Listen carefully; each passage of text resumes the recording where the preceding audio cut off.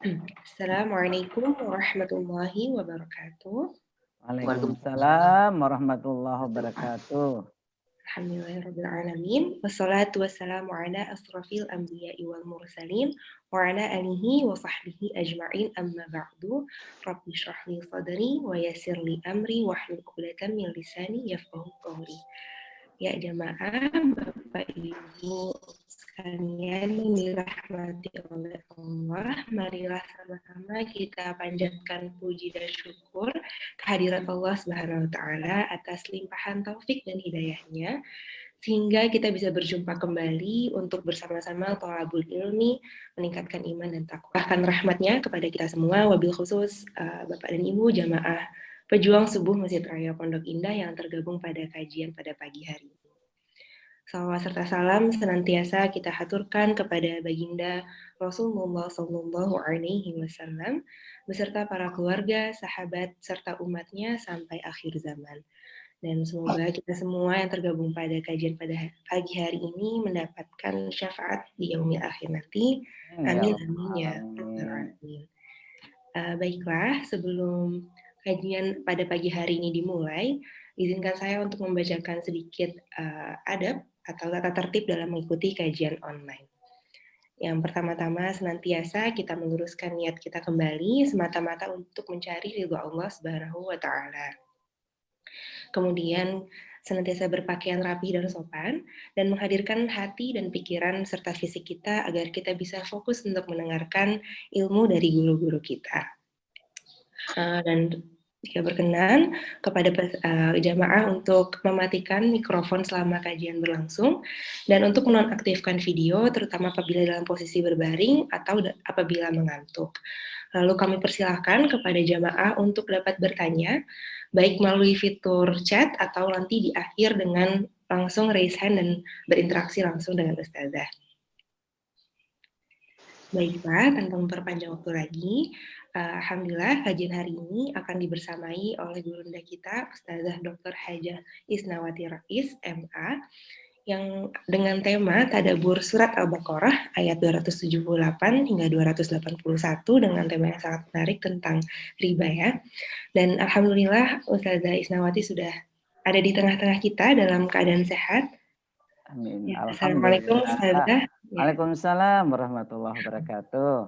Ya, bagaimana kabar Ustazah, sehat? Alhamdulillah. Alhamdulillah. Baiklah, nanti tausiah akan bersamai oleh Ustazah Isnawati selama 60 menit, insya Allah sampai pukul 6.30 Ustazah. Kemudian akan dilanjutkan dengan sesi tanya-jawab untuk berdiskusi selama kurang lebih 30 menit. Baiklah, mari jamaah kita buka kajian pagi hari ini dengan membaca basmalah bersama-sama. Bismillahirrahmanirrahim. Dan kepada Ustazah dipersilahkan untuk mencapaikan tausiahnya. Baik, Bapak dan Ibu semua, Assalamualaikum warahmatullahi wabarakatuh. Waalaikumsalam. Alhamdulillah. Alhamdulillahilladzi nahmaduhu wa nasta'inuhu wa nastaghfiruh. May yahdihillahu fala mudhillalah wa may yudlilhu fala hadiyalah. Asyhadu an la ilaha illallah wa asyhadu anna Muhammadan abduhu wa rasuluh la nabiyya ba'da hamdan wa syukran lillah. Kita tidak berhenti bersyukur kepada Allah Subhanahu wa taala di tengah ujian pandemi yang belum berakhir sampai hari ini dan belum jelas posisinya begitu, naik turunnya seperti apa. Kita diberikan kesempatan oleh Allah untuk melakukan kajian pada hari-hari tertentu di setiap minggunya. Mudah-mudahan apa yang kita lakukan ini akan mendapatkan tempat di sisi Allah Subhanahu wa taala, menjadi bagian dari ibadah kita dan kemudian menambah keyakinan kita kepada Allah Subhanahu wa taala. Salawat dan salam semoga selalu tercurah kepada beliau junjungan kita Nabi besar Muhammad sallallahu alaihi wasallam, keluarganya, sahabatnya dan para pengikutnya termasuk kita sampai akhir zaman nanti. Kita akan lanjutkan kajian ini yang telah dimulai sebelumnya dari ayat 275 itu. Kita sekarang masuk ayat ke-278 sampai 281. Ya. Nah, mari kita lihat ayat ini. A'udzu billahi minasyaitonir rajim. Bismillahirrahmanirrahim. Ya ayyuhalladzina amanu taqullaha wa dharu ma baqiya minar riba. وَذَرُوا مَا بَقِيَ مِنَ الرِّبَا إِن كُنتُم مُّؤْمِنِينَ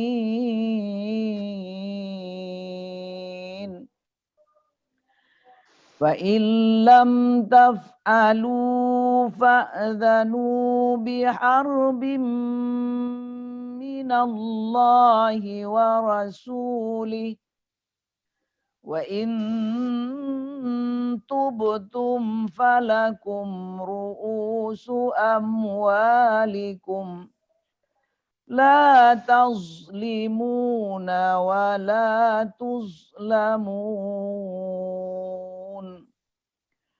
وَإِن كَانَ ذُو أُسْرَةٍ فَنَظِرَةٌ إِلَى مَيْسَرَةٍ وَأَن تَصَدَّقُوا خَيْرٌ لَّكُمْ إِن كُنتُمْ تَعْلَمُونَ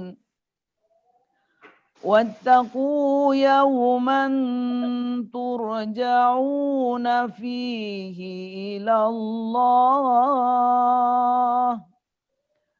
ثُمَّ تُوَفَّى كُلُّ نَفْسٍ مَّا كَسَبَتْ وَهُمْ لَا يُظْلَمُونَ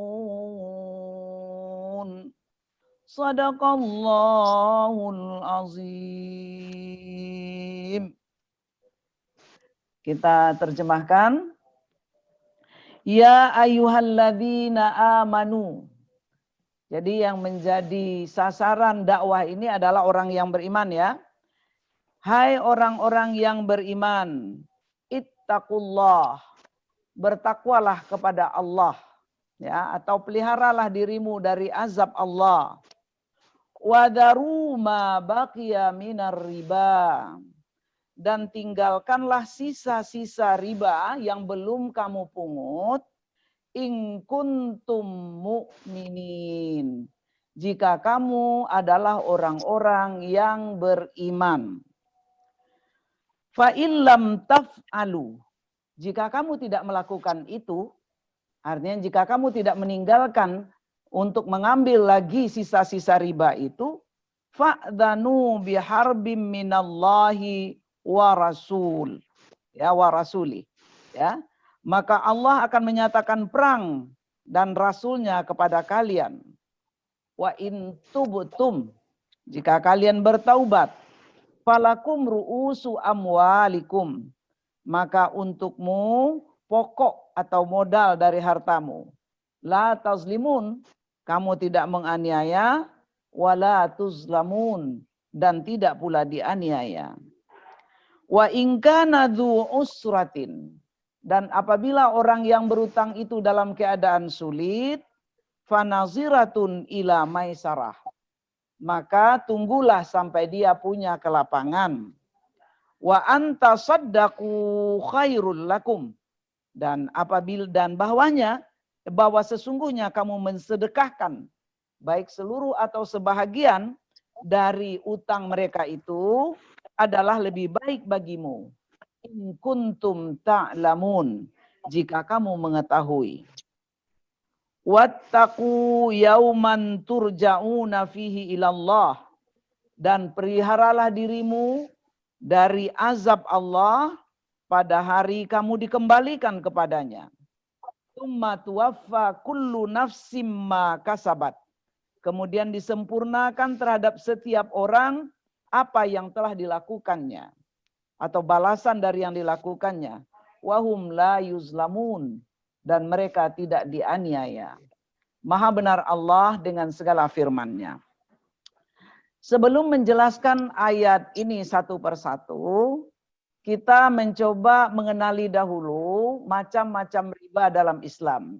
Ya, riba itu adalah ziyadah, tambahan tanpa ada imbangan. Ya, jadi ada tambahan dari bayaran yang harus dikeluarkan tanpa ada imbangannya. Nah, kalau kita melihat dari bagaimana terjadinya riba, secara garis besar riba itu terbagi kepada dua. Ada riba duyun, ya, riba utang piutang, ada riba buyu', riba jual beli, ya. Jadi ada riba duyun, riba utang piutang, ada riba buyu', riba jual beli. Nah, riba utang piutang ini atau riba qor ini ada dua macamnya, ya. Ada yang disebut dengan riba nasi'ah, ada yang disebut dengan riba jahiliyah. Kalau riba nasi'ah itu apa? Yaitu pinjaman yang telah ditentukan dari awal bahwa bayarannya lebih banyak dari yang dipinjam. Misalnya minjam 1 juta, tapi nanti bayarannya 1.100.000. Nah, itu namanya riba nasi'ah. Tapi ada lagi riba jahiliyah. Di mana riba jahiliyah ini pada waktu berutang tidak ada perjanjian apa-apa. Kalau tepat waktu mengembalikannya, maka tidak ada tambahan apa-apa. Tetapi ketika di luar dari waktu yang telah ditentukan, misalnya 2 bulan, lalu setelah 2 bulan jatuh tempo tidak bisa dibayar, maka orang yang berutang mengatakan, aduh maaf, aku belum bisa bayar. Ya, oh iya boleh, enggak apa-apa bulan depan, tapi ini kalau kartu kredit kan begitu ya. Jadi belanja, kalau misalnya dalam tenggat waktu 40 hari misalnya, itu bayarnya seperti belanja kita. Tapi kalau sudah lewat, maka itu ada tambahan bayaran. Nah, makin panjang waktunya, makin banyak bayarannya. Dan bisa-bisa ya tambahan bayaran perpanjangan waktu tadi jauh lebih banyak dari modal utang dasarnya. Jadi itu namanya riba jahiliyah. Ya. Jadi pada zaman jahiliyah itu ada orang-orang yang memang punya firma lah kalau sekarang atau punya usaha untuk minjamin orang dengan cara seperti itu. Dia senang banget kalau orang minta tangguh. Ya. Kalau tidak bisa bayar tepat waktu. Kenapa? Ada tambahan. Gitu ya. Kemudian yang kedua tadi adalah riba buyu', riba jual beli. Bagaimana bisa riba itu terjadi pada jual beli? Nah, ini menjual belikan barang ribawi. Barang ribawi itu adalah barter. Barang yang dijual dan yang dibeli jenisnya sama. Beras dengan beras, emas dengan emas, gitu ya. Nah, terus perak dengan perak, gandum dengan gandum. Nah, dalam hal ini ada dua kemungkinan terjadinya riba. Yang pertama adalah riba fadl. Misalnya beras Cianjur ditukar dengan beras Bandung, gitu ya. Beras Cianjurnya 1 kuintal, beras Bandungnya 1,5 kuintal. Karena perbedaan kualitas, maka itu riba. Ya. Nah, itu namanya riba fadl. Jadi tidak sama antara satu dengan yang lainnya timbangannya. Dan yang kedua itu ada namanya riba yad. Riba yad itu adalah tidak tidak taqabud istilahnya dalam fikih itu. Artinya kedua barang itu tidak langsung ada pada waktu terjadinya akad. Yang satu tangguh, yang satu sudah tunai. Nah, itu namanya riba yad. Dan biasanya karena tangguh itu ada tambahan bayaran. Ya. Nah, ini bentuk-bentuk riba itu yang kalau nanti kita konversi kepada apa yang terjadi hari ini, maka banyak sekali dari aspek transaksi yang kita lakukan tanpa kita sadari telah kita lakukan riba itu. Ya. Kira-kira sampai di sini bisa dipahami dulu? Nah, oke. Sekarang kita coba lihat ayat ini. Ayat ini merupakan kelanjutan dari ayat 275, 276, 277.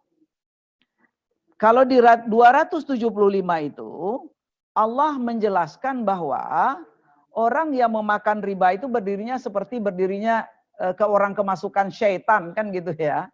Nah, jadi artinya dia sudah dipengaruhi oleh syaitan. Nah, kemudian kenapa? Karena orang itu tidak lagi bisa membedakan antara jual beli dengan riba. Katanya kan kalau aku membeli atau menjual barang, ya aku beli 100, aku jual 110 kan biasa. Sekarang aku pinjamkan 100, lalu kemudian aku terima 110, sama dong. Nah, kan gitu ya. Jadi mereka tidak lagi membedakan antara jual beli dengan pinjam meminjam yang ada tambahan tadi itu.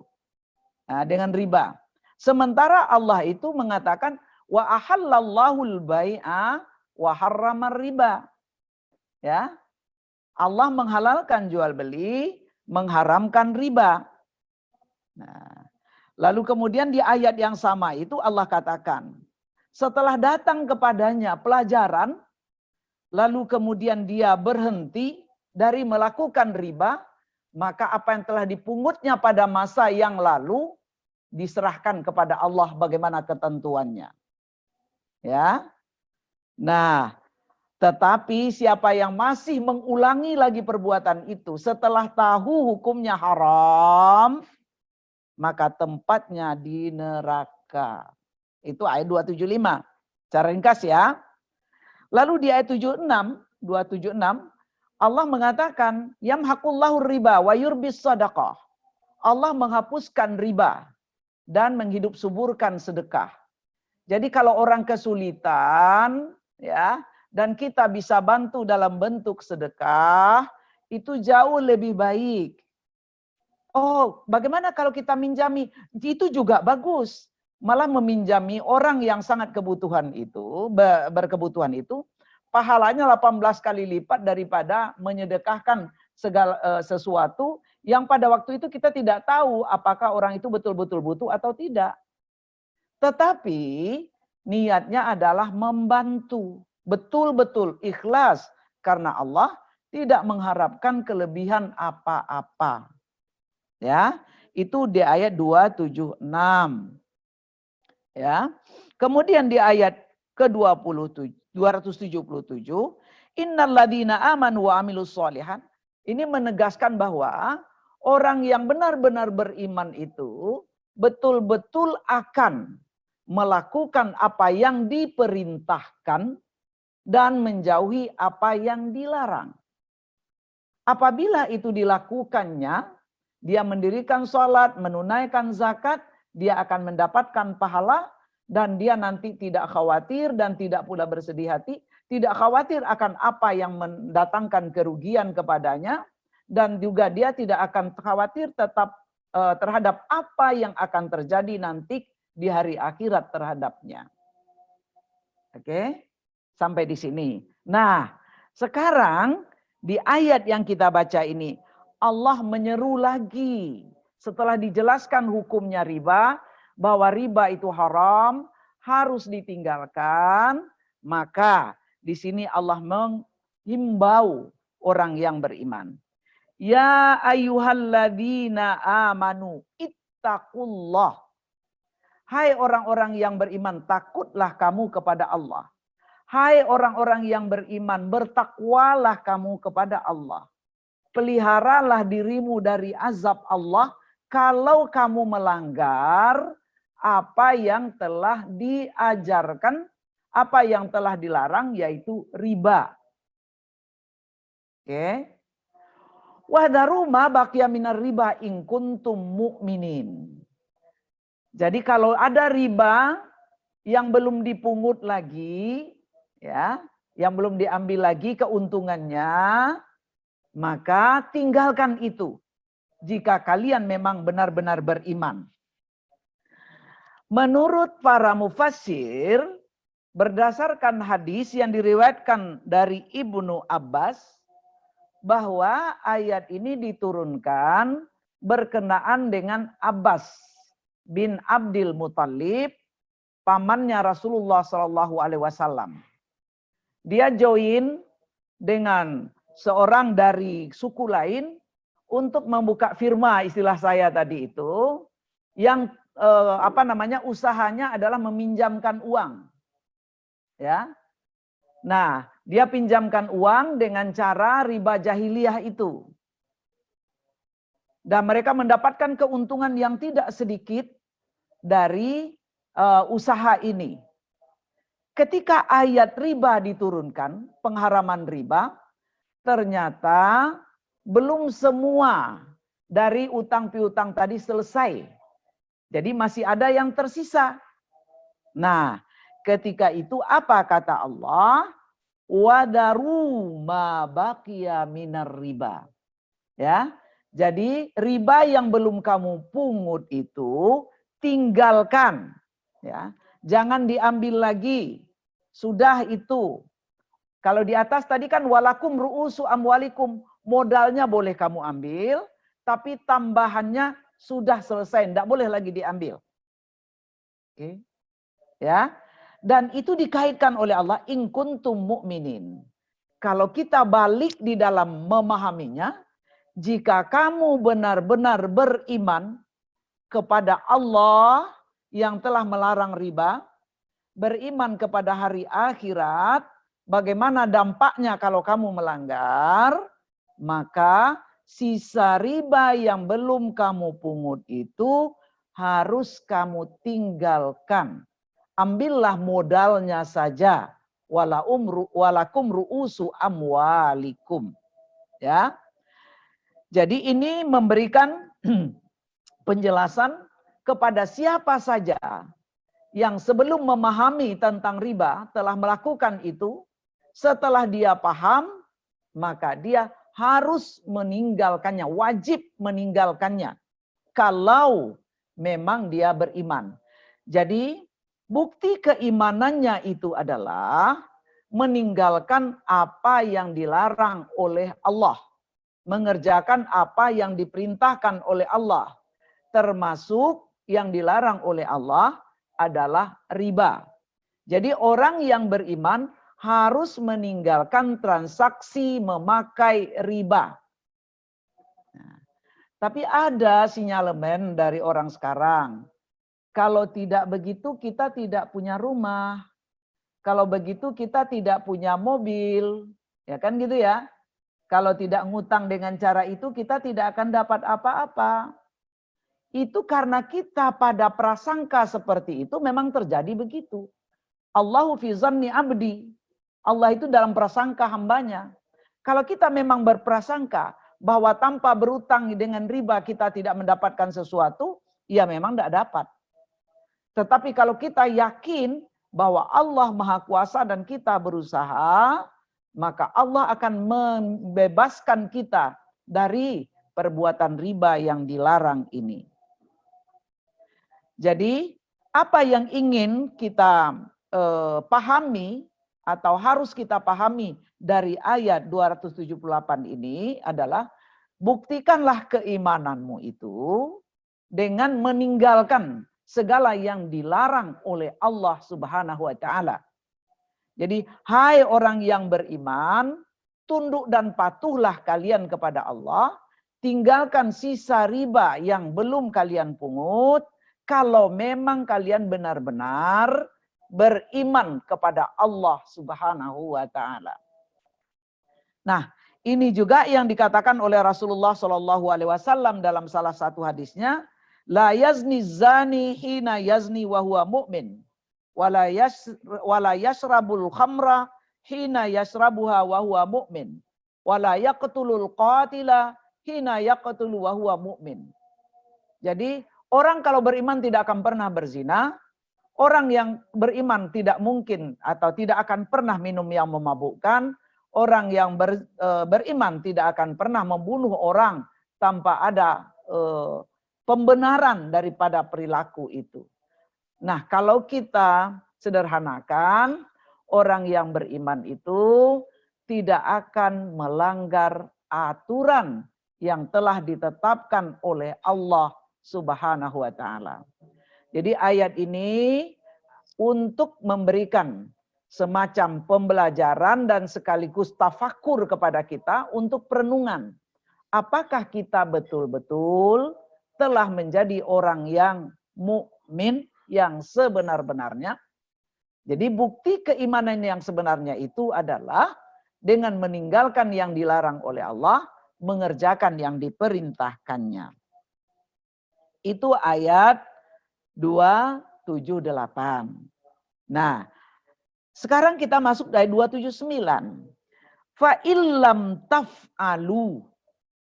Jika kamu tidak melakukan seperti yang telah ditentukan itu, artinya di ayat 278, kalau kalian tidak meninggalkan sisa riba, masih pengen memungutnya, merasa rugi kalau kalian tidak mengambilnya, fa'zanu biharbim minallah wa rasuli. Maka Allah akan menyatakan perang dan juga Rasulnya kepada kalian. Apa maksudnya? Fa'zanu biharbim minallah. Itu adalah kemurkaan Allah. Ya. Jadi kalau kalian tidak meninggalkan sisa riba yang belum kalian pungut, maka Allah akan murka terhadap kalian. Ya. Padahal sebagai orang yang beriman kita cari adalah keridhaan dari Allah. Dan kita menjauhkan diri dari kemurkaan Allah. Nah, sekarang kalau kita langgar aturan itu, maka Allah akan murka kepada kita. Kalau Allah murka, tempatnya adalah neraka. Lalu bagaimana dengan perang dari Rasulullah? Pada waktu Rasul masih hidup, maka orang yang melakukan itu tidak bisa diajari, tidak bisa dibimbing, diperangi. Kan gitu. Lalu kalau sekarang bagaimana setelah Rasul tidak ada? Orang yang betul-betul beriman tentu tidak akan melakukan usaha-usaha yang seperti itu dan tidak akan berhubungan dengan usaha-usaha seperti itu. Apakah kita akan miskin tanpa itu? Tidak. Abdurrahman bin Auf tidak pernah pakai riba, tapi dia menjadi orang kaya yang luar biasa. Padahal waktu hijrah ke Madinah itu dia tidak bawa apa-apa. Bahkan pada satu saat ketika terjadi peperangan pada musim panen kurma, orang pulang perang kemudian kurma mereka sudah busuk, dibeli kurma busuk itu oleh Abdurrahman bin Auf. Lalu kemudian untuk apa oleh dia dibeli? Membantu orang-orang. Tapi Allah tidak pernah sia-sia. Kalau kalian menolong hamba Allah, Allahu fi aunil abdi, ya, madamal abdu fi auni akhi.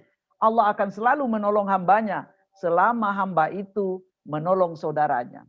Apa yang terjadi?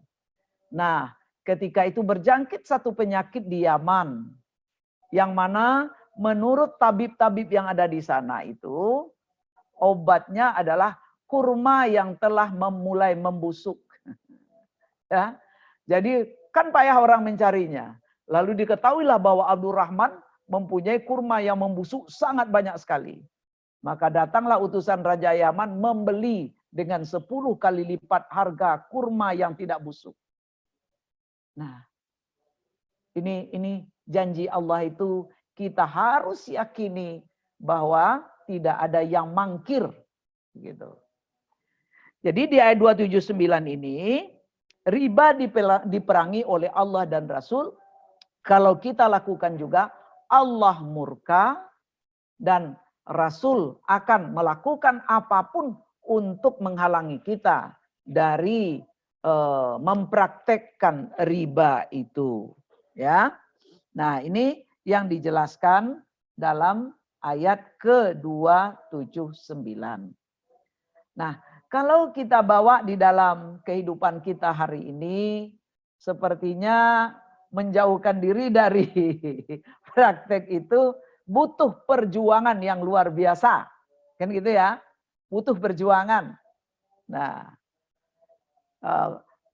misalnya kur saja, kur ya, kur. Kredit untuk usaha kecil itu. Nah, itu memang kecil tambahannya, tapi tetap saja ada tambahan kan begitu. Nah, ada enggak yang keuntungan yang diberikan oleh bank kalau kita menyimpan uang kita lebih besar daripada bayaran yang harus kita bayar kalau kita minjam di bank? Ya, misalnya keuntungan diberikan 15%. Lalu kemudian kalau kita berutang nanti 10%. Ada enggak bank di dunia yang ada begitu? Tetapi di Allah itu bisa 700 kali lipat, bisa adha'afam mudha'afah, ya, dengan tidak terbatas kali lipatnya.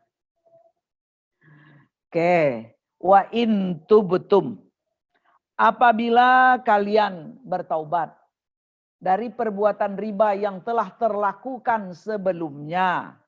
Artinya orang yang meminjami ini, jadi ada orang kaya seperti Abbas tadi itu, telah memberikan pinjaman kepada banyak orang, lalu sekarang datang aturan tidak boleh mengambil kelebihan itu karena perpanjangan waktu.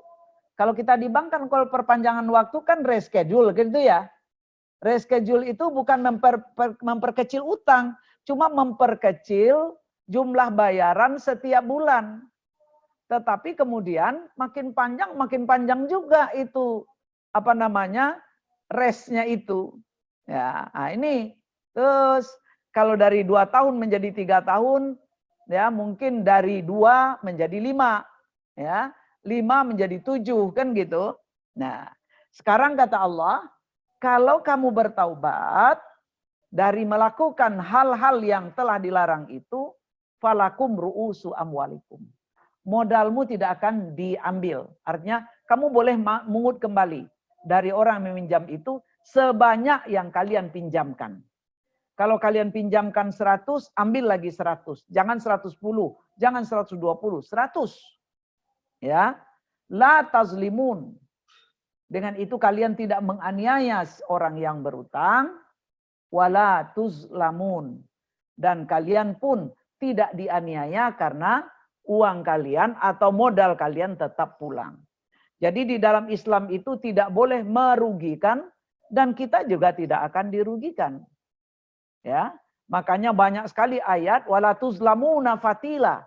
Kalian tidak akan dianiaya sedikit pun. Ya. Jadi apa yang menjadi hak kita itu bisa kita ambil, dan apa yang menjadi hak orang lain maka itu harus kita kembalikan kepada orang lain itu. Ya. Jadi tentang ayat ini wa in tubtum itu banyak sekali riwayat. Di antara riwayat yang menjelaskan tentang sebab turun ayat itu adalah yang disebutkan oleh Ibnu Jarir di dalam kitabnya, bahwa ada seseorang yang bernama Ibnu Jurayj, ya, bahwa kabilah Sakif itu berjanji kepada Nabi bahwa uang riba mereka yang masih berada di tangan orang lain dan tunggakan riba yang masih belum dibayar telah dianggap lunas. Nah, gitu ya, telah dianggap lunas. Nah, tetapi ketika dianggap lunas bukan berarti orang yang berutang tidak bayar sama sekali. Yang pokok utang tetap harus dikembalikan. Ya, harus dikembalikan. Jadi kalau tadi minjamnya 100, ya kembalikanlah 100. Karena 100 itu hak dari orang yang meminjami kita. Ya, begitu. Jadi pada masa jahiliyah itu makanya dikatakan riba jahiliyah itu adalah riba beranak pinak itu. Ya. Jadi ribanya itu tambahnya beranak pinak. Kalau 1 bulan tambahan maka mungkin 1 dinar atau 1 dirham atau 10 dirham. Kalau 2 bulan 100 dirham. Kalau 3 bulan, nah lanjut. Kalau sampai bertahun-tahun, lebih besar kadang-kadang resnya itu dibandingkan dari pokok utangnya. Oke. Lalu apa yang harus dilakukan? Ada yang wajib dan ada yang sunat. Kalau kita mempiutangi orang. Ya. Jadi kalau kita mempiutangi, ada yang wajib dilakukan dan ada yang sunat. Wa in kana dzu usratin. Ya. Jika orang yang berutang tadi dalam keadaan kesulitan, tidak bisa bayar, belum bisa bayar, jangan diganjar dengan harus bayar tambahan. Ya. Tapi apa yang wajib dilakukan? Fanaziratun ila maisarah. Jadi fanaziratun itu merupakan jawab dari in. Jadi jika keadaannya si yang berutang tadi itu kesulitan untuk bayar, wajib bagi yang mempiutangi untuk memberi tangguh sampai dia bisa membayar. Ya. Jadi apa hukumnya? Wajib. Oh, enggak bisa dikatakan, saya enggak tahu menau, janjinya kan bulan ini. Ya. Bisa enggak bisa ya terserah Anda bagaimana Anda bisa membayar ke saya. Nah, enggak boleh seperti itu dalam Islam. Ya. Nah, jadi kalau kita lihat dari apa yang telah terjadi pada zaman jahiliyah sampai kepada zaman Rasulullah Shallallahu alaihi wasallam itu bahwa kalau bertambah bulan, bertambah tahun, bertambah utang, maka di sini tidak itu yang diperintahkan oleh Islam. Ini perbedaannya. Pada zaman jahiliyah, kalau diberi tangguh, tambah utang. Tetapi kalau di dalam Islam, setelah Islam datang, Islam yang menjadi rahmatan lil alamin, Islam yang memudahkan, kalau yang berutang belum punya kemampuan untuk membayar, wajib bagi yang mengutangi memberi tempo. Ya. Nah, beri tempo sampai kapan dia bisa. Ya bagaimana kalau dia enggak punya, ya, enggak bisa bayar. Nah, lalu kemudian ada anjuran. Kalau kita lihat setelah diberi tangguh, ternyata kemudian dia belum bisa juga dan enggak bisa juga, enggak usah sakit hati. Ya, enggak usah sakit hati. Kenapa? Yang punya harta itu sebenarnya kan bukan kita. Kita dititipi juga. Wa anta saddaku khairul lakum. Ya, kalau kamu sedekahkan saja, apakah seluruh utang orang itu ke dia atau sebahagiannya, enggak usah bayar semua, bayar separuh saja, ya. Atau dia katakan, aku baru punya separuh bayarnya, udah cukup separuh ini, yang separuhnya aku sedekahkan padamu. Nah, gitu ya. Nah, bersedekah ini hukumnya sunnah. Nah, jadi di dalam ayat ini ada yang wajib, ada yang sunnah. Yang wajib tadi apa? Memberi tempo. Ya, sehingga dia punya keleluasaan untuk mengupayakan membayar hutang. Tapi setelah dia berusaha, ternyata kita lihat kemampuannya tidak muncul-muncul. Bukan dia tidak mau bayar, dia mau bayar. Tapi tidak bisa. Gitu. Nah, maka dalam keadaan seperti itu, dianjurkan kepada yang mempiutangi untuk bersedekah. Jadi menyedekahkan utang tadi kepada yang berutang. Tidak usah bayar ya, sudah aku sedekahkan saja. Nah, tapi banyak yang mengatakan enggak sedikit loh utangnya Bu, katanya kan begitu. Kalau saya menganjurkan begitu, wih banyak Bu gitu. Ya kata saya kalau banyak, kan berarti kita punya tabungan yang banyak di sisi Allah. Ya, toh harta itu tidak kita bawa pulang juga. Yang kita bawa cuma seperangkat saja. Yang kalau sekarang mungkin 1 juta all in kan gitu ya. Kain kafan, tikar pandan, dan seumpamanya. Ya paling-paling 1 juta lah sudah selesai itu. Lalu kita dimasukkan ke dalam makam kita. Tidak ada yang kita bawa pulang. Tetapi ketika kita menyedekahkan itu adalah investasi besar yang telah disiapkan untuk hari depan kita. Nah, kenapa kita bisa bersedekah tadi? Karena orang mukmin dengan orang mukmin itu kal jasadi. Ya, kata Nabi, al mukmin bil mukmin kal jasadi. Orang beriman dengan orang beriman itu seperti satu tubuh. Bila satu bagian tubuhnya merasa sakit, maka yang lain pun akan merasakan sakit. Ya, gigi yang sakit, tetapi kemudian makan tidak bisa, kepala jadi pusing dan segalanya. Nah, itu kuatnya hubungan tadi itu. Pada hadis yang lain Nabi mengatakan, al mu'min lil mu'min kal bunyan yasuddu ba'duha ba'dan. Jadi orang mukmin dengan orang mukmin itu seperti satu bangunan yang saling kuat menguatkan antara satu dengan yang lain. Makanya di belakangnya itu Allah menegaskan in kuntum ta'lamun. Jika kamu mengetahui. Artinya apa? Jika kamu mengetahui, maka tidak akan berat bagimu untuk memberi tangguh. Tidak akan berat bagimu untuk menyedekahkan kepada orang yang tidak mampu membayar utang. Kenapa? Allah sudah janji kok. Ya. Apa yang kamu berikan itu akan Allah ganti. Yukhlifhu kata Allah. Allah ganti. Gantinya berapa? Bisa jadi gantinya sama. Bisa jadi gantinya 10 kali lipat. Karena manja abil hasanati falahu asyru amsalihah. Siapa yang melakukan kebaikan balasannya 10 kali lipat. Atau seperti ayat 261 surat Al-Baqarah ini. Ya, 7 tangkai, 1 bibit, 1 tangkai. Masing-masing tangkai 100 bulir. Berarti satu kebaikan akan dibalas 700 kali lipat oleh Allah. Atau seperti ayat 245. Ya, adha'afam mudha'afah. Wa may yukridillaha qardan hasanan fayudha'ifahu lahu adha'afam mudha'afah. Siapa yang mau memberikan pinjaman kepada Allah, maka Allah akan berikan balasan yang tidak ada batasnya. Adha'afam mudha'afah. Kali lipatnya itu banyak sekali. Ya.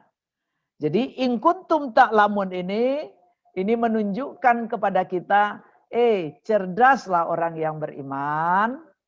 Jangan kamu merasa rugi kalau kamu memberi tangguh ya orang yang berutang. Jangan merasa rugi kalau kamu menyedekahkan utang itu kepada yang berutang karena dia tidak bisa bayar. Kenapa?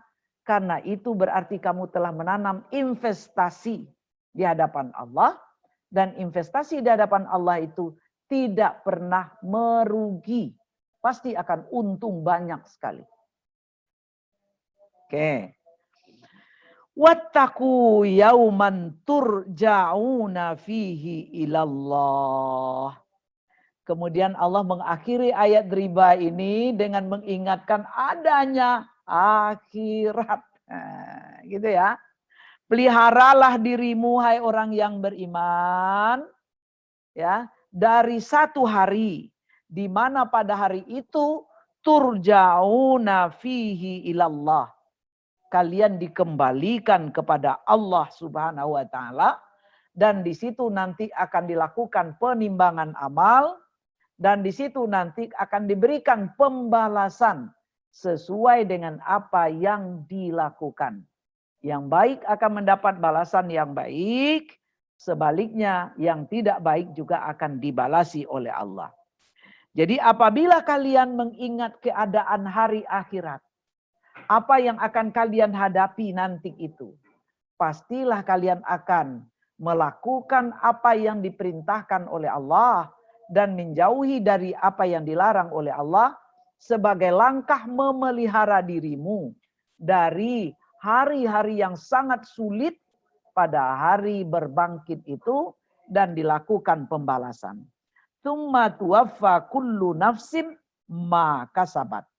Setiap orang akan diberi balasan sesuai dengan apa yang dilakukannya. Wahum la yuzlamun. Dan mereka tidak dianiaya sedikit pun. Ya. Nah, lalu kemudian kalau kita perhatikan rangkaian ayat ini merupakan pamungkas ya, dari ayat-ayat riba. Mulai dari surat Ar-Rum, kemudian ada surat Ali Imran, ya, ada surat Al-An'am, kemudian ada surat Al-Baqarah. Nah, sekarang pamungkasnya ada di sini. Ya. Jadi bagaimana Allah mengingatkan kepada orang yang percaya kepada Allah, percaya akan ajaran Allah, percaya akan adanya hari akhirat, bahwa riba itu harus dijauhi. Nah, kalau kata harus itu kurang kuat ya, wajib dijauhi. Nah, kira-kira gitu, ya.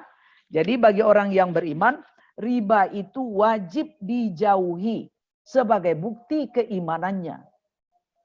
Ya. Jadi di sini kita harus melakukan evaluasi yang luar biasa terhadap perjalanan hidup kita, terhadap bisnis kita, terhadap keseharian kita, lalu kemudian tubu ilallah, taubatan nasuha. Gitu ya.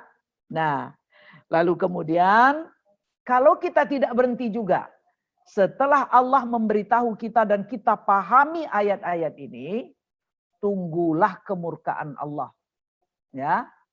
Tunggulah kemurkaan Allah dan tunggulah balasan yang akan diberikan oleh Allah kepada kita, dan bagaimana pula Rasul tidak suka dengan hal itu.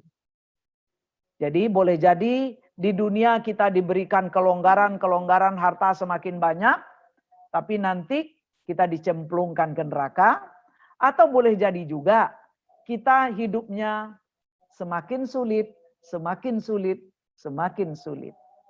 Ya. Jadi orang yang menjauh dari riba itu akan dimudahkan hidupnya oleh Allah Subhanahu wa taala apabila itu dilakukannya betul-betul karena mematuhi Allah Subhanahu wa taala. Coba kita bayangkan kalau kita coba meminjam uang 100 juta. Lalu kemudian dalam jangka waktu 3 tahun. Ya. Coba akumulasi, berapa kita harus bayar? Ya. Paling tidak itu nanti kita akan bayar 150 atau 160 juta.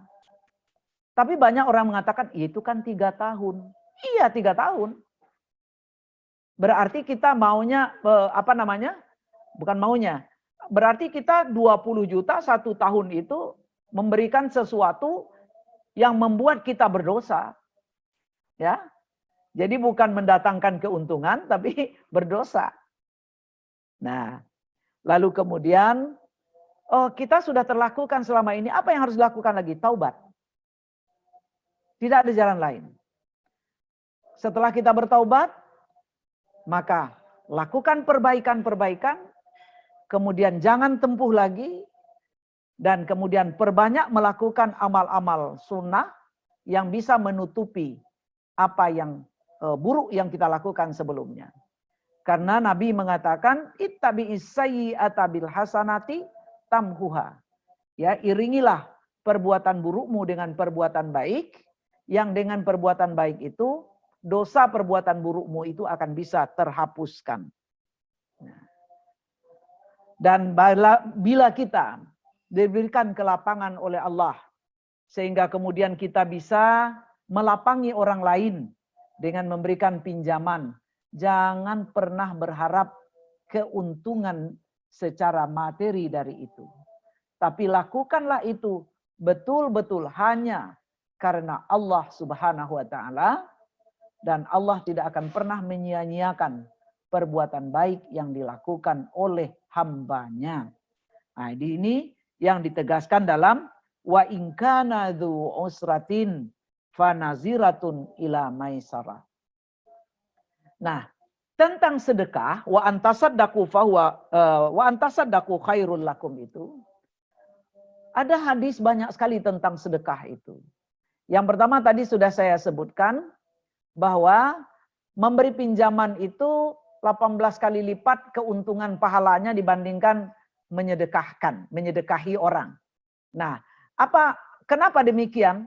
Itu dianalisa oleh para ahli hadis. Orang kalau dia meminjam, tandanya dia butuh. Kalau kita bersedekah kepada orang, belum tentu apa yang kita sedekahkan itu sedang dibutuhkan oleh orang itu. Jadi berarti kalau kita meminjami, kita melepaskan orang dari kesulitannya. Maka keuntungannya besar. Kemudian berikutnya juga dikatakan oleh Nabi SAW, dawu maradakum bisadaqah. Obati orang sakitmu dengan bersedekah. Berobat ke dokter salah satu jalan. Tetapi yang menyembuhkan bukan dokter. Yang menyembuhkan adalah Allah. Nah, Allah akan memberikan kemudahan dengan kita memberikan kebaikan. Ya. Jadi kita melakukan kebaikan, kita bersedekah, maka kesembuhan dimudahkan oleh Allah. Ada satu peristiwa yang sangat luar biasa menyentuh hati saya itu. Jadi ada seorang jamaah saya itu anaknya dapat virus meningitis ya, meningitis. Lalu kemudian dokter di Indonesia sudah hands up. Akhirnya dibawa ke Singapura. Lalu kemudian si ibu ini dikasih tahu oleh temannya, berobat itu Bu adalah salah satu usaha. Kesembuhan tetap datang dari Allah. Mintalah kesembuhan itu dengan caranya, kata temannya. Apa caranya? Di antaranya bersedekah. Maka si ibu ini mengeluarkan sebahagian, ya bukan sebagian kecil lah, boleh dikatakan sepersekian dari hartanya itu disedekahkan kepada orang yang butuh. Yang hands up tadi itu di Indonesia itu, ternyata kemudian 2 bulan dia di Singapura itu menunjukkan perbaikan. Alhamdulillah sampai sekarang anaknya sehat walafiat, sudah menikah, sudah bisa pula punya anak sekarang itu. Sementara dokter telah tidak mengatakan tidak mungkin lagi. Nah, ini salah satu berkah dari sedekah sesuai dengan apa yang dikatakan oleh Nabi SAW. Yang ketiga, pertolongan Allah akan diberikan lewat kita menolong orang lain. Jadi kalau kita ingin ditolong oleh Allah, maka tolonglah orang lain. Bentuk pertolongan yang kita berikan itu apa? Meminjami. 1. Kalau mereka tidak bisa bayar, kita beri tangguh. 2. Kalau mereka betul-betul tidak bisa membayarnya, lalu kita sedekahkan. Nah, Allahu fi aunil abdi madamal abdu fi auni akhi. Allah akan menolong hambanya selama hamba itu mau menolong saudaranya. Jadi kalau kita mengharapkan pertolongan Allah, bermurah hatilah untuk memberikan pertolongan kepada orang lain. Jadi jangan pernah merasa rugi kalau hutang orang kepada kita tidak dibayar. Ya. Jadi ada orang berutang kepada kita tapi kemudian dia tidak bayar. Alhamdulillah. Jangan pernah merasa rugi kalau misalnya di halaman kita ada pohon mangga yang kita tunggu-tunggu berbuahnya. Lalu kemudian kita bungkus-bungkus supaya nanti matang bagaimana buah pertamanya ini manisnya ini. Ternyata duluan orang mengambilnya. Alhamdulillah. Mungkin kalau dia matang lalu kita yang pungut dan kita kasih ke orang itu. Tetapi dengan dia duluan mengambilnya, kita tidak jadi mencicipi. Lalu kita ucapkan Alhamdulillah Allah ganti dengan mangga yang lebih bagus. Ya. Nah, jadi keyakinan ini harus betul-betul dimantapkan di hati kita supaya dengan itu kita akan mendapatkan kemudahan-kemudahan dari Allah Subhanahu wa taala. Ya. Nah, dan yang terakhir sekali kata-kata khairul lakum yang ada di ayat ini. wa anta saddaku khairul lakum. Jadi kalau kalian sedekahkan itu baik untuk kalian. Bukan baik untuk orang yang disedekahi kata Allah. Tapi khairul lakum. Karena dengan itu berarti kita membebaskan diri kita dari penyakit. Penyakit apa itu? Penyakit pelit. Ya, penyakit pelit. Ya. Jadi siapa yang bisa membebaskan dirinya dari penyakit pelit itu? Faulaika humul muflihun. Dia adalah orang yang beruntung. Jadi semua kita ini punya bakat pelit. Nah, tetapi dengan adanya ajaran seperti ini adalah untuk secara bertahap kita membasmi kepelitan di dalam diri kita. Dan dengan itu pula kita akan menyadarkan diri kita bahwa harta itu bukan milikku. Lillahi ma fis samawati wa ma fil ardh. Jangankan harta, aku pun bukan milikku. Tapi itu adalah milik Allah. Yang bisa kembalinya kepada Allah itu dengan cara kita sukarela, kita sedekahkan, kita segalakan. Atau kalau kita pelit nanti dirampas oleh Allah. Ya, dia terbakar, dia hanyut, dicuri orang, ditipu orang, dan lain sebagainya. Jadi, wa anta saddaku khairul lakum. Ini bahasa yang luar biasa dari Allah. Tapi ditutup lagi, in kuntum ta'lamun. Jadi kalau kamu paham, hai orang yang beriman, bersedekah itu baik untukmu. Melapangkan orang itu baik untukmu. Jangan kamu merasa rugi oleh itu. Lalu bayangkanlah hari yang sangat sulit yang selalu kita mohon kepada Allah Subhanahu wa taala. Allahumma hawin alaina fi sakaratil maut, kan gitu ya. Itu satu, kesulitannya sakaratul maut. Kemudian Allahumma inni as'aluka. Kita mohon kepada Allah itu ya rahmatan indal maut wa magfiratan ba'dal maut wal afwa indal hisab. Nah, untuk mendapatkan itu harus kita berupaya ketika sekarang melakukan langkah-langkah untuk diberi oleh Allah kemudahan itu. Nah, kemudian kita harus ingat di hari itulah nanti perhitungan akan dilakukan.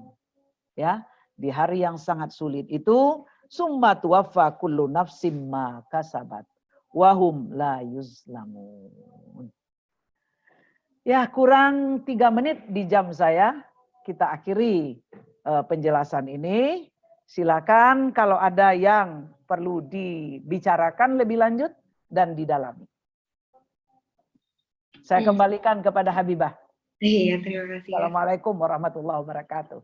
Waalaikumsalam warahmatullahi wabarakatuh. Jazakumullah khairan Ustazah, sangat ya sungguh pengingat ya bagi kita semua dan pencerah. Insya Allah, dan ini Masya Allah sudah banyak sekali pertanyaan, namun sebelum sesi tanya jawab, ini ada sedikit pengumuman terlebih dahulu yang akan saya sampaikan. Yang pertama terkait hari ini, setelah ini jangan kemana-mana dulu, karena insya Allah setelah kajian Ahad pagi ini kita akan ada tour online bersama saudara-saudara kita di Uni Emirat Arab ya, tepatnya di Qatar. Kita akan berkomunikasi langsung dan saling sapa dengan Muslim Indonesia di Qatar. Baik, setelah dan kemudian kami umumkan untuk kami mengundang Bapak dan Ibu Jamaah Setia Pondok Indah untuk dapat hadir di kajian rutin kami di setiap hari Selasa dan Jumat dengan Ustazah Dr. Hajah Ulfatmi yang tentang konsultasi keluarga sakinah. Dan insya Allah pekan depan mulai dari hari Jumat, Sabtu, dan Ahad kita juga jangan lewatkan majelis ilmu bersama gurunda-gurunda kita. Hari Jumat akan bersama Ustadz Uci dengan gerakan membaca Al-Quran. Kemudian hari Sabtu dengan tema fikih dengan Ustadz Ahmad Sarwat. Dan hari Ahad akan kita lanjutkan pembahasan tadabbur Quran kita di surat Al-Baqarah dengan Ustadz Dr. Rusli Hasbi.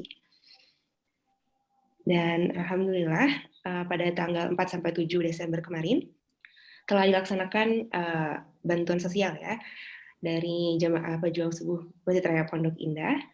Dan kami juga mengundang, insya Allah ladang amal salih masih terbuka untuk Bapak dan Ibu sekalian yang ingin berdonasi dakwah dan sosial dengan nomor rekening yang tertera di layar di rekening Bank Syariah Mandiri. Dan baik Bapak Ibu yang ingin berpartisipasi baik donasi sembako maupun donasi dakwah juga dapat menghubungi bendahara kami di nomor HP yang tertera 0811 828 246 Bapak Irwan Primaditya, atau bisa langsung saja transfer ke rekening yang tertera di layar. Untuk pengumuman selanjutnya, saya akan serahkan pengumumannya ke Bapak Edi Cahyono. Baik, terima kasih. Assalamualaikum warahmatullahi wabarakatuh. Waalaikumsalam warahmatullahi wabarakatuh. Pada kesempatan ini, perkenankan kami dari manajemen Pejuang Subuh Masjid Raya Pondok Indah menyampaikan jadwal classical training online, yaitu kajian bedah Iqra batch yang ketiga, langkah mudah tahsin dan tilawah Al-Quran, yang akan dibimbing langsung oleh Ustadz Kiai Haji Dr. Andes Uci Armisi, yang insya Allah akan diselenggarakan pada minggu depan, yaitu pada mulai hari Ahad, tanggal 20 Desember 2020, yang tepatnya adalah jam 19.30 kita sudah mulai. Untuk itu kepada Bapak-Bapak Ibu yang belum mendaftarkan, dengan mudah bisa diketik Iqra, kemudian langsung dikirim ke admin kami. Sekali lagi, kita diketik Iqra, kemudian ke admin kami, yaitu 17 atau 081117300114. Kemudian pada tanggal 13 Desember, kami tetap mengadakan after training service, yaitu memberikan bimbingan kepada Bapak-Bapak Ibu peserta, yaitu batch 1 maupun batch 2, untuk mempercepat membaca Al-Quran dengan aplikasi tajwid maupun hukum-hukum kaidah-kaidah tajwid serta aplikasi dalam Al-Quran, yaitu pada hari Ahad tanggal 13 November pukul 19.30. Untuk ini kami harapkan seluruh Bapak-Bapak Ibu peserta untuk dapat mempersiapkan ya minggu malam, jadi minggu malam nanti insya Allah kita akan mentadaburi bersama Al-Quranul Karim. Demikian untuk kajian bedah Iqra ketiga. Kemudian kami atas nama juga Yayasan dari Pejuang Subuh telah mengadakan kerjasama dengan Yayasan Madani, yaitu pembangunan rumah Quran Cahaya Madani, yang insya Allah rumah ini akan digunakan untuk tempat belajar Al-Quran, menghafal Al-Quran, dan hal lain yang berkaitan dengan mentadaburi Al-Quran. Bersama ini kami atas nama manajemen Pejuang Subuh mengucapkan terima kasih atas segala dukungan dan juga partisipasi dari para donatur yang telah membagikan sebagian rezekinya untuk bisa menyelesaikan pembangunan ini, dan insya Allah menjadi amal jariah dari Bapak-Bapak Ibu sekalian. Terima kasih atas waktunya. Wabil taufik wal hidayah. Wassalamualaikum warahmatullahi wabarakatuh. Waalaikumsalam warahmatullahi wabarakatuh. Wassalamualaikum warahmatullahi wabarakatuh. Terima kasih Bapak Edi Cahyono. Dan sekarang kita masuki sesi yang ditunggu-tunggu, dan di sini sudah terkumpul beberapa pertanyaan. Baik, yang pertama saya bacakan ya Ustazah. Ini dari hamba Allah.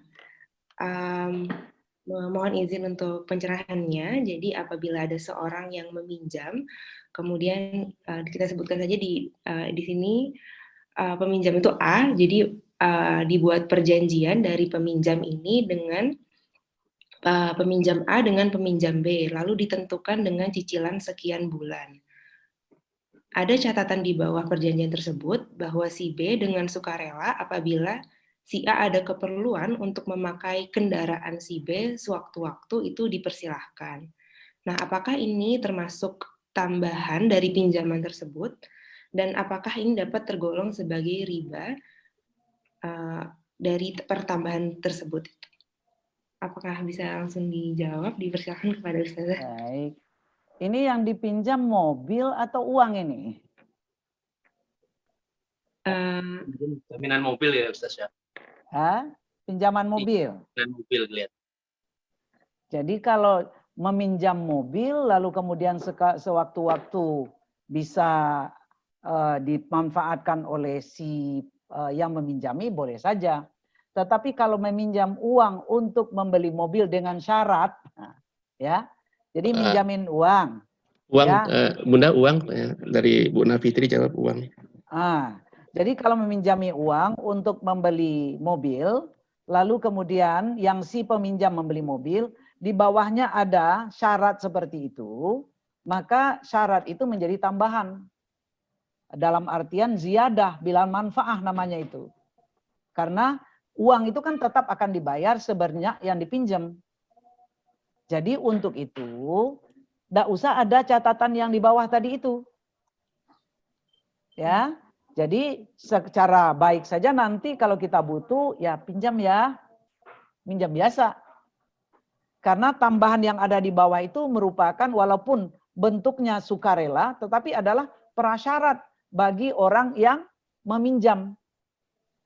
Bahwa kalau sewaktu-waktu yang meminjami uang punya kebutuhan, maka nanti dia akan diberi kesempatan untuk memakai. Gitu. Ahwan Bu Ustazah, ya. saya klarifikasi sedikit.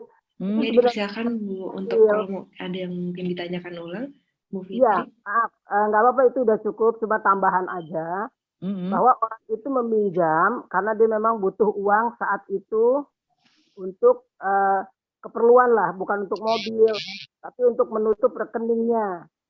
Begitu. Tapi si peminjam tidak mau ada kelebihan apa-apa. Cuma orang itu bilang, kan saya mencicil, tapi saya juga tidak akan memberi tambahan untuk menghindari riba. Cuma saya punya kendaraan yang masih dalam cicilan, dan uang yang saya pinjam bukan untuk cicilan kendaraan, tapi untuk kebutuhan lain. Cuma apabila ibu memerlukan kendaraan untuk dipinjam untuk keperluan sewaktu-waktu, silahkan dipakai. Itu aja. Jadi kemauan dari yang meminjam. Iya, betul. Jadi kalau kemauan dari yang meminjam tanpa ada perjanjian kedua belah pihak itu boleh saja. Tapi sudah terlanjur ditulis di dalam perjanjian itu. Gitu. Ya ini tulisan itu yang menjadi masalah ini. Kalau tulisan itu seakan-akan prasyarat dari utang. Oh ya, oke. Nah gitu ya. Jadi lebih baik perjanjiannya dihapuskan saja. Dihapus saja itu perjanjiannya itu. Baik Ustaz. Ya. Ya, terima kasih pencerahannya. Baik. Assalamualaikum warahmatullahi wabarakatuh. Waalaikumsalam warahmatullahi wabarakatuh.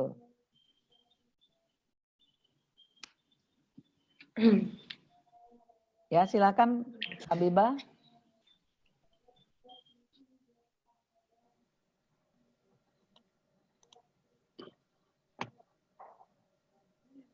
Putus ya? Oh, Mbak Bima putus ya? Suara saya terdengar, mohon maaf tadi sempat terputus. Oh iya. Ya, koneksinya kurang baik. Dan insya Allah sudah terjawab ya tadi ya. Iya, oke. Kami lanjutkan ya pembacaan pertanyaan kedua ini dari Bapak Riko. Di sini cukup sangat relevan ya, terkait konteks pinjam meminjam yang terdapat unsur riba. Bagaimana, apakah suara saya jelas? Hilang lagi di tengah-tengahnya. Oh, hilang ya. Kalau sekarang masih hilang juga? Enggak, sudah. Ya, alhamdulillah. Jika dalam konteks pinjam meminjam yang terdapat unsur riba, di mana hal ini haram, apakah pihak yang meminjam itu tuh juga berdosa? Nah, di sini kan tadi mungkin konteksnya sudah dijelaskan, jika pihak yang meminjamkan berdosa sebab mendapat tambahan uang dari hasil pinjam meminjam. Nah, kalau untuk bagaimana dengan pihak yang meminjam, mohon penjelasannya Ustaz. Ya. Jadi bagaimana orang yang meminjam? Ya, andaikan dia memang terpaksa, tidak ada jalan lain kecuali itu, ya, ad-daruratu tubihul mahzurat. Keadaan darurat itu memungkinkan melanggar yang sesuatu yang diharamkan. Jadi terpaksa misalnya kalau istilah orang Padang, mayat terbujur di atas rumah, lalu uang tidak ada untuk nguburin. Nah, dia harus minjem uang ya untuk biaya penguburan itu. Kalau tidak ada uang itu, dia tidak bisa nguburin nih. Nah, akhirnya dia pinjam 500.000. Tapi kata yang meminjami boleh 500.000, tapi bayarnya nanti 600 ya. Ya, itu terpaksa dia lakukan. Tapi yang banyak sekarang itu kan orang memaksakan diri, bukan terpaksa. Ya. Nah, misalnya dia merasa butuh rumah, lalu kemudian uangnya belum cukup. Kalau dicukup-cukupin uang dulu nanti malah enggak bisa bangun rumah, pikiran begitu.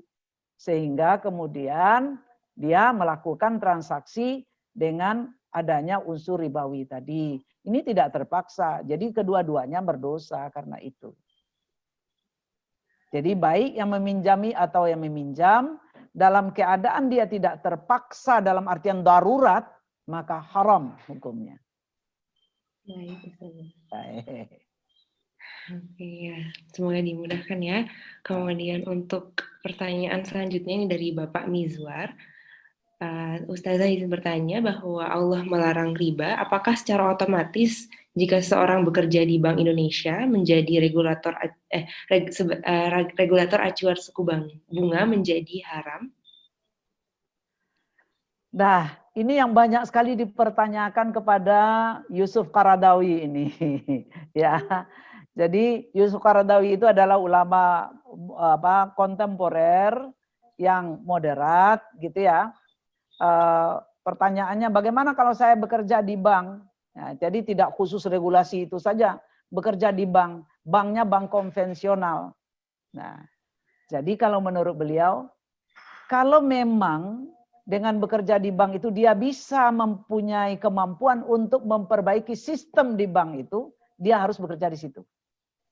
Jadi dari ribawi menjadi tidak ribawi. Ya. Jadi sedikit-sedikit dia berupaya untuk melakukan perbaikan, dia wajib bekerja di situ. Tetapi kalau dia tidak akan bisa melakukan apa-apa, cari sajalah kerja yang lain. Kira-kira begitu. Ya. Karena itu ta'awun alal itsmi wal udwan. Ya, saling tolong menolong untuk berbikin dosa. Kira-kira begitu ya. Baik, Ustazah. Masya Allah.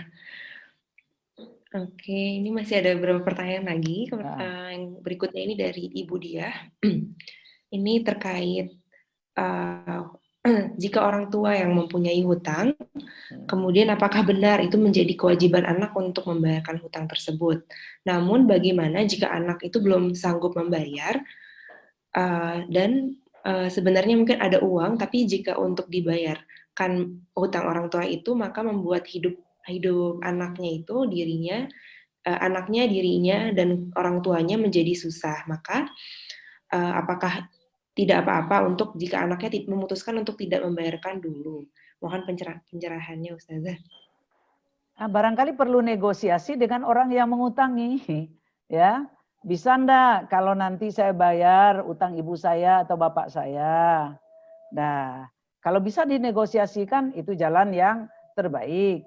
Tapi kalau tidak bisa dinegosiasikan, bismillahirrahmanirrahim, bayar utang itu. Supaya orang tua kita bisa terbebas dari tertekan perasaannya, kesulitannya, dan menolong orang lain saja dilapangkan oleh Allah, apalagi melapangi orang tua. Ya, pastilah Allah tidak akan sia-sia dengan hal itu. Jadi keyakinan ini yang harus ditanamkan betul-betul. Ya, tidak ada yang akan disulitkan oleh Allah bagi orang yang menolong orang lain saja, apalagi untuk orang tua sendiri yang merupakan kewajiban kita. Begitu ya. Oke. Baik, insya Allah terjawab ya. Ini saya juga mengundang, sekali lagi saya ingatkan kepada jamaah yang ingin berinteraksi langsung dengan Ustazah, boleh raise hand, dan ini masih akan saya bacakan dulu beberapa pertanyaan. Yang berikutnya ini dari Ibu Malia. Assalamualaikum Ustazah. Saya ingin bertanya terkait KPR atau kredit kepemilikan rumah ya di bank syariah. Apakah ini termasuk riba juga? Nah, bank syariah itu telah diupayakan untuk meminimalisir atau menghilangkan riba itu. Jadi salah satu jalan sekarang yang bisa ditempuh kalau memang terpaksa untuk punya rumah adalah mempergunakan KPR bank syariah, ya. Jadi dengan KPR bank syariah itu yang pertama akadnya. Akadnya itu adalah kita dibelikan rumah. Jadi misalnya kita butuh rumah nih, maka bank akan membelikan rumah itu. Lalu kemudian bank membeli rumah untuk dia dulu, nanti dijual kepada kita. Jadi jual beli sebenarnya bentuknya, ya. Kan sama saja, itu sama saja itu yang tidak benar. Kenapa? Karena metodologi itu menentukan juga kepada hukum. Jadi kalau kita di KPR bank biasa, itu kan kita ditetapkan berapa persentase dari bunga yang harus kita bayar, kan begitu. Kalau ini tidak. Jadi misalnya harga rumah itu 200 juta. Dibeli oleh bank 200 juta, dijual kepada kita 300 juta. Jadi 100 juta itu adalah keuntungan dari penjualan bank kepada kita. Jadi itu adalah langkah yang mungkin dilakukan untuk menghindar dari riba itu. Jadi tidak riba itu. Oh, Masya Allah, alhamdulillah. Berarti bisa menjadi sebuah solusi juga ya. Ya, untuk sebuah solusi. Tapi namun yang paling baik adalah kumpulkanlah uang dulu. Tidak usah ngutang. Nah, itu. Nabung gitu ya. Ya. Baik, ini luar biasa nih antusiasmenya nih. Masih ada 4. Saya lanjutkan ya, Ustazah. Ya, silakan. Ibu Tisna. Jadi ini ada pertanyaannya terkait apabila ada pihak A melakukan bisnis dengan pihak B, lalu A ini menyerahkan sejumlah uang ke B, dan setelah disepakati untuk mengembangkan uang tersebut dalam waktu tertentu. Uang tersebut akan dikembalikan dengan tambahan keuntungan. B memberikan jaminan BPKB sebuah mobil kepada A. Namun, setelah lewat masa perjanjian, B belum mengembalikan uang tersebut dengan alasan ditipu oleh rekan bisnisnya. Bagaimana status perjanjian tersebut dan apa yang harus dilakukan oleh pihak A ya Ustazah? Mohon pencerahannya. Jadi dalam sistem ini seharusnya dia melakukan mudharabah bentuknya, ya. Mudharabah itu adalah ada sahibul mal, ada mudharib. Jadi yang punya uang itu namanya sahibul mal. Ya, taruhlah saya punya uang, tapi saya tidak pandai dagang. Ya, lalu Habibah pintar dagang, tidak punya duit. Ya. Jadi saya pinjamkan ke Habibah untuk modal kerja. Nah, lalu kemudian dengan perjanjian, bagaimana perjanjiannya? Kalau untung nanti baginya begini-begini, disepakati. Kalau rugi bersama. Nah, rugi bersama itu misalnya, kalau nanti uang yang misalnya 100 juta, cuma 100 juta lagi, maka dikembalikan ke saya 100 juta itu tanpa untung. Sementara Habibah tidak mendapatkan upah kerja. Kan gitu. Nah, tinggalnya 90 juta, kembalikan ke saya 90 juta. Berarti saya rugi 10 juta, Habibah tidak dapatkan keuntungan dari upaya, usaha yang dilakukan atau kerjanya tidak dapat upah. Tapi misalnya menjadi 150 juta. Perjanjiannya adalah 60-40 untuk punya modal, 60 untuk bekerja. Maka 30 jutanya adalah untuk Habibah, 20 untuk saya. Harusnya yang dilakukan seperti itu. Ya. Nah, jadi kalau jaminan BPKB dan seumpamanya tadi, itu hanyalah boroh boleh dikatakan, itu nanti akan dijelaskan di ayat yang berikut itu. Di ayat 282, 283 ya. Nah, wa idza tadayantum bidainin ila ajalin musamman faktubu. Jadi kalau transaksi tidak tunai catat, lalu kemudian saksikan, kan gitu. Nah, itu ayat berikut itu nanti ya. Jadi yang paling idealnya itu melakukan transaksi mudharabah. Mudharabah. Ya.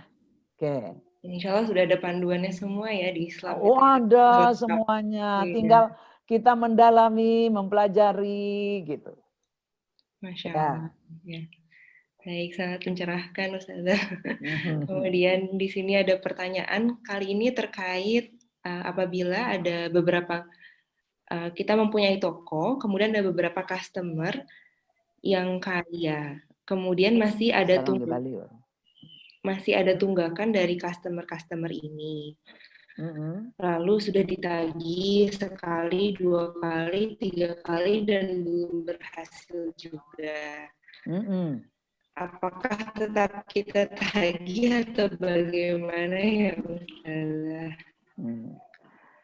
Jadi ada 2 langkah yang bisa dilakukan. Ya, misalnya kita punya toko menjual barang, ya. Lalu kemudian dia melakukan jual beli dengan tempo, ya. Maka harus dicatat, harus disaksikan tadi. Lalu kemudian ketika jatuh tempo tidak bisa dia bayar, misalnya kita ternyata barangnya belum terjual atau ternyata bagaimana, kita beri tangguh tidak bisa. Kalau sekiranya nanti setelah dalam waktu tertentu barang yang dia beli itu bisa kita ambil lagi. Kalau misalnya tidak terjual, alasannya tidak terjual nih, ya, maka barang yang sudah dia beli tadi bisa kita ambil lagi dengan perhitungan. Habibah hilang lagi sinyalnya ya. Iya. Mohon maaf ya. Ya. Gangguan teknis. Suaranya terdengar ya, tapi. Sekarang sudah. Jadi bisa ya dipahami ya. Jadi customer yang tidak bisa untuk membayarnya, kita panaziratun ila maisarah tadi. Kita beri tangguh. Ya. Oh ternyata karena barangnya belum terjual, tidak terjual-jual. Ya, kita ambil barang itu lagi kalau memang kita tidak sabar menunggunya. Barang yang sudah dibelinya ke kita tadi dengan tidak tunai tadi, nah maka kita ambil. Nah kita ambil lagi sehingga dia tidak kesulitan untuk bayar utang karena barangnya tidak terjual dan kita tidak rugi karena barang kita bisa kita ambil lagi. Baik. Oke, insya Allah sudah terjawab ya Bu Emi. Kemudian di sini ada pertanyaan dari Ibu Purti. Ini luar biasa nih, sudah ingin mengamalkan ya, yang tadi sudah disampaikan Ustazah terkait apabila membebaskan hutang seseorang. Namun ketika dalam praktiknya, apakah kita ketika membebaskan hutang seseorang harus disampaikan ke orang tersebut atau cukup disimpan di kita saja? Terima kasih Ustazah. Yes. Kita kan harus sampaikan kepada dia supaya dia tidak terbebani dengan rasa berutang terus. Jadi kalau dia merasa terbebani berutang, lalu kemudian dia nampak kita dari jauh, dia menghindar jalannya kan. Jadi supaya dia tidak punya beban itu, kita katakan, oh udah soal hutang itu ibu sudah lihat atau bapak sudah lihat, kamu tidak bisa bayar karena keadaanmu, udah bapak bebaskan. Ya, sedekah kepada kamu. Udah. Sehingga dia jadi plong kan. Jadi ketemu kita tidak berat muka dia. Nah, jadi harus disampaikan. Gitu ya. Kecuali kalau kita setengah-setengah memaafkannya. Dalam artian, ya kalau dia bayar, alhamdulillah, enggak dia bayar, enggak apa-apa gitu ya. Nah, kalau gitu kan setengah-setengah namanya. Jadi masih berharap untuk dibayar. Oh, iya sih. Benar-benar. Ya. Nah, ya ini saya bacakan pertanyaan selanjutnya, Ustazah. Apabila kita meminjam uang, kemudian baru bisa membayar hutang semisal 5 tahun kemudian, orang yang meminjamkan uang inginnya dibayar sesuai dengan harga emas saat ini. Apakah itu termasuk riba, Ustazah? Nah, jadi makanya waktu utang piutang kalau dalam jangka waktu panjang, pakailah dengan mata uang yang tidak akan mudah untuk bertukar harga. Ya, dalam artian menjadi turun harga. Makanya utang piutang yang paling baik itu adalah dengan hitungan emas. Jadi jangan ketika menghutangkan dengan rupiah, bayarnya minta emas. Tapi hendaknya walaupun rupiah, tapi hitungannya hitungan emas waktu meminjamkan. Ya, jadi waktu kita meminjamkan itu, taruhlah uang yang kita pinjamkan 100 juta tadi. 100 juta itu berapa gram? Jadi hitungannya utangnya adalah sekian gram emas. Ya. Nah kan bisa nanti emasnya ternyata turun kan gitu ya. Kalau emasnya turun mintanya bayar dengan rupiah, enggak bisa. Jadi harus konsisten gitu. Jadi untuk tidak merugikan siapa-siapa, kalau jangka panjang diupayakan dengan mata uang yang tidak fluktuatif harganya. Oke. Gitu ya. Berarti tidak termasuk riba, Ustazah ya? Bukan tidak termasuk riba, harus dari awalnya itu. Dari awalnya itu sesuai kesepakatan. utang piutangnya pakai mas, hitungan mas. Jadi kalau hitungannya dengan mas, bayarnya nanti juga dengan hitungan mas.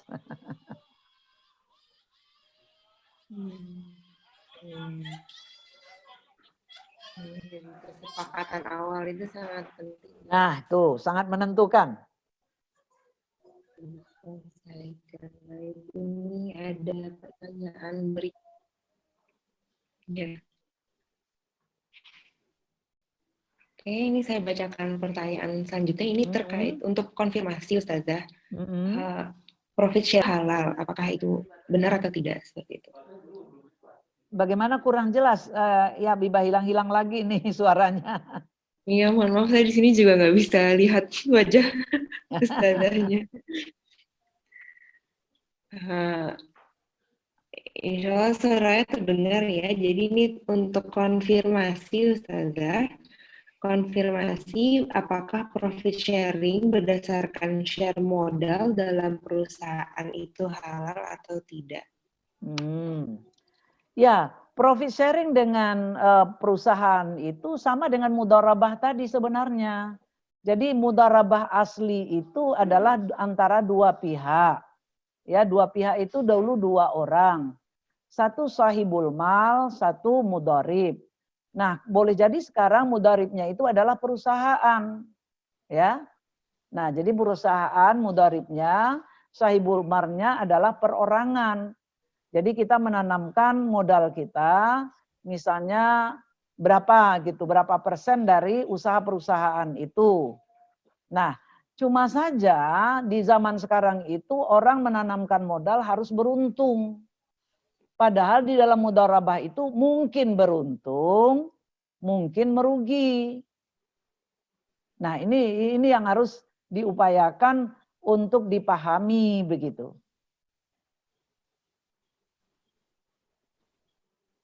Baik.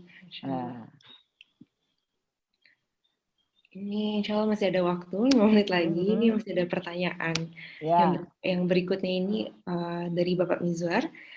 Izin bertanya lagi Ustazah, apabila transaksi saham di Bursa Efek Indonesia ada daftar efek syariah yang ditetapkan MUI. Pertanyaannya, apakah transaksi tersebut termasuk riba?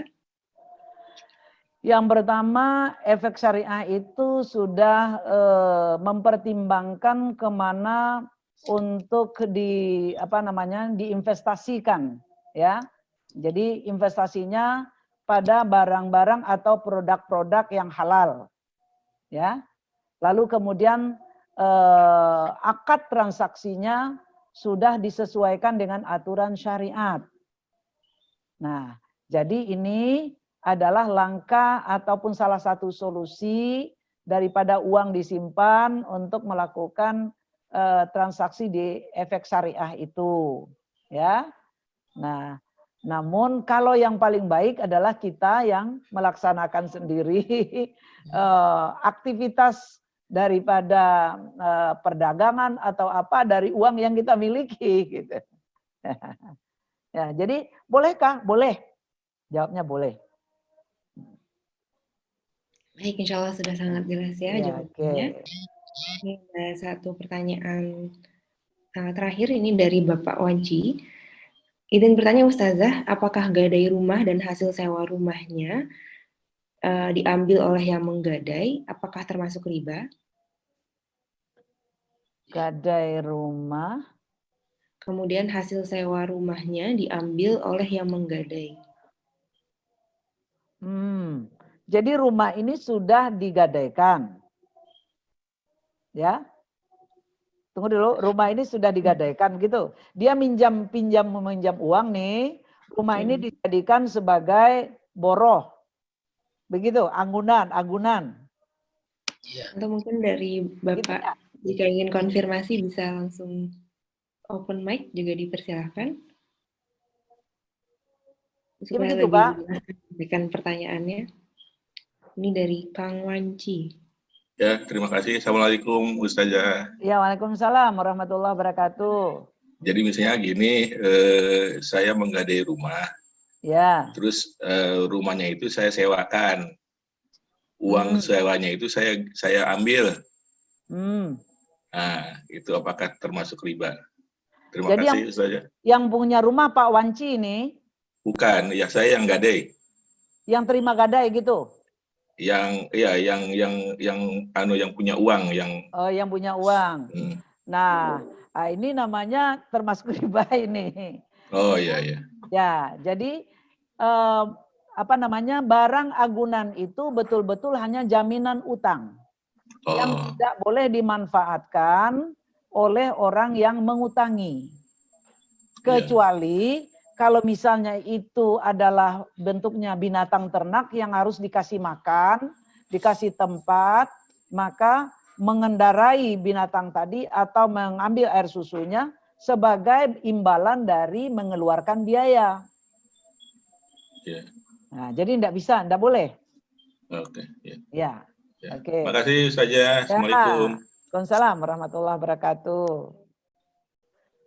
Ya, alhamdulillah itu tadi pertanyaan terakhir ya. Alhamdulillahirabbil alamin. Dan waktunya pas pukul 7. Ya, alhamdulillah pas sekali ya. Jadi tidak terasa sudah pukul 7, kita cukupkan untuk kajian pada hari ini.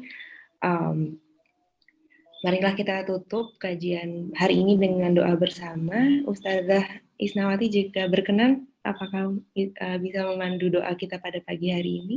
Ya, agaknya doa kita adalah doa kafaratul majlis ya. Jadi alhamdulillahirabbil alamin, subhanakallahumma wa bihamdika asyhadu an la ilaha illa anta astaghfiruka wa atubu ilaik.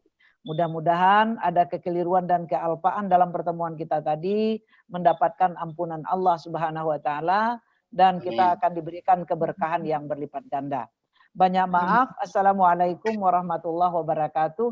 Waalaikumsalam. Ya, kepada pejuang subuh saya mungkin cuma bisa sampai 7:30 ikut tur ke Qatar. Nanti 8:30 saya pamit ya. Oke, silakan. Ya, assalamualaikum. Waalaikumsalam warahmatullahi wabarakatuh. Amin amin ya rabbal alamin. Saya juga sebagai moderator mohon maaf kalau apabila ada kekurangan itu dari saya pribadi, termasuk yang mungkin koneksi yang kurang baik. Kemudian saya sampaikan terima kasih banyak kepada Ustazah Isnawati atas pencerahannya dan pengingatnya untuk kita semua pada pagi hari ini, dan semoga kita semua dimudahkan untuk dapat mengamalkannya. Amin.